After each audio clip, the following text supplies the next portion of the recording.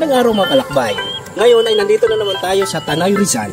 Isa sa mga prospect natin dito ay maghanap ng mga magandang campsite.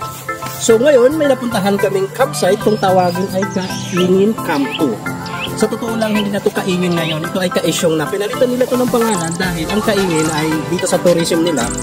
From the word Kaingin, hindi siya maganda pakinggan kaya pinalitan ng Kaisyong. So, yung nasa top nito ay Kaingin 1 o Kaisyong 1, ito ang Kaisyong 2. Ang overnight naman dito, kung kayo may dalang motor, dito ilalagay sa labas, secure naman, may nagbabantay, 30 pesos lang, 24 hours or 22 hours. So, tara, pasok tayo sa loob, alamin natin kung ano pa yung ibang mga magagandang amenities nila dito at saka services at yung lugar o yung elevation ng lupa dito sa loob kung maganda. Tara, let's go! So, meron din sila ditong deck view, kalakbay, overlooking din ito at makikita din natin sa baba may duyan. Maraming buhok. So ito yung overlooking nila at mapapansin nyo yung mountain na ito. I think Laguna itong kabila eh. At kung gusto nyo naman magduyan ay makikita nyo sa baba mga kalakbay. Pwede. Ito naman yung bonfire. Kung may kasama kayong makulit sa gabi, pwede nyo ilagay sa kawayan at lutuin nyo ito. Sisimulan nyo na tubol pa nyo ito at ilagay nyo yung kaibigan yung karantado dito kung ayaw nyo kasama.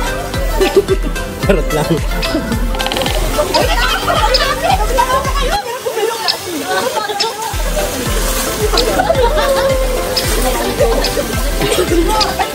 Ay, area din dito na pababa. Oh, diba?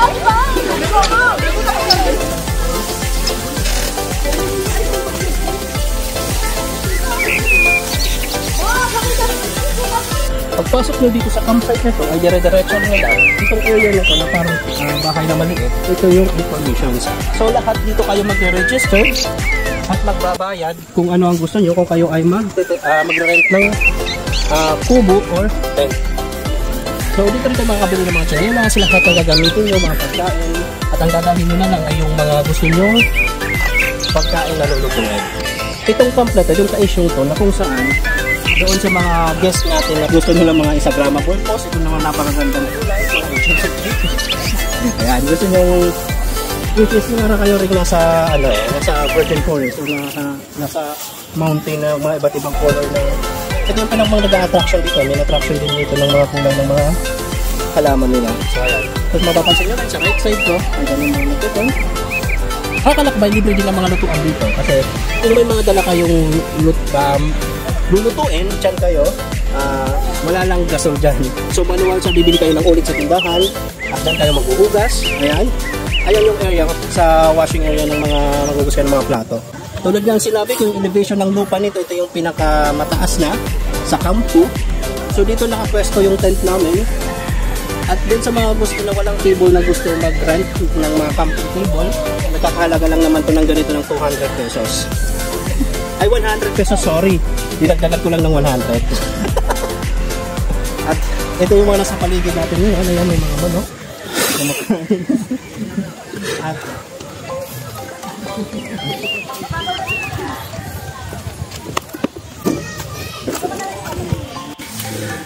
tulad ng sinasabi ko, pag pumupunta kayo dito ng mga ganitong camping site, siyempre may inuman. Hindi natin alam, sunod lang inuman ay may kainan. Kainan ng pwede rin kayo magdala dito ng mga portable na mga ilaw, ang pabling-bling, pang paganda ng mga ito. Kung dito naglagay sila, sarili nila yan.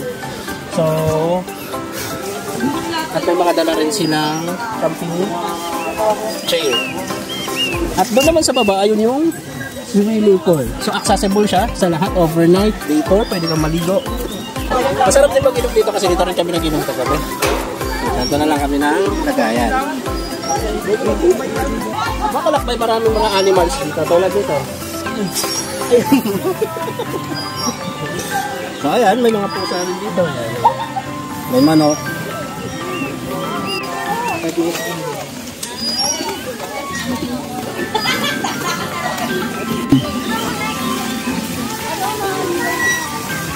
Makalakbay, kung gusto nyo pupunta kayo na campsite, hindi nyo na nakakayanan yung problema nyo. Ito yung hinanda ng campsite ko. Pwede kang tumalon. tutalon ka dyan, hindi ka na makakaahon, tapos ang buhay mo yun. Stop. Itong likod natin, napakaganda yung swimming pool na dito, malawak. Malamig dyan kasi natural yung water, wala ng chlorine na yan. So every week naman daw is nililinisan nila.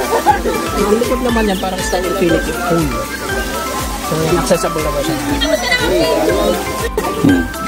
At nandito naman tayo sa exciting part, syempre, tapos natin mag-swimming. Ito yung shower area nila o yung CR report room. So, 4 na pinto siya, walang nakalagay dito, babae o lalaki, basta pumasok ka lang yun dyan, pare-pareho lang sa loob. Ayan, yung kasang gilid naman nito, ito rin yung return kayo magluluto, hindi kayo mauulanan, maghuhugas, ayan.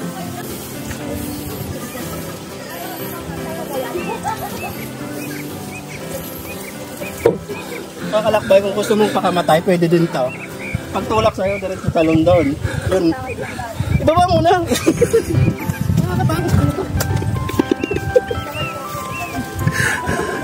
So, ayan kalakbay, kung gusto nyo mabuhay pa, pwede duyan na to.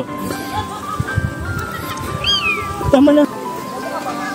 So, dito may moon din sila, umilaw kapag gabi.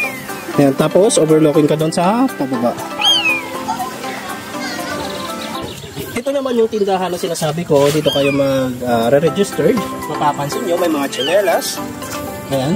At lahat na dito na kailangan nyo, gluten, bigas, noodles, lahat.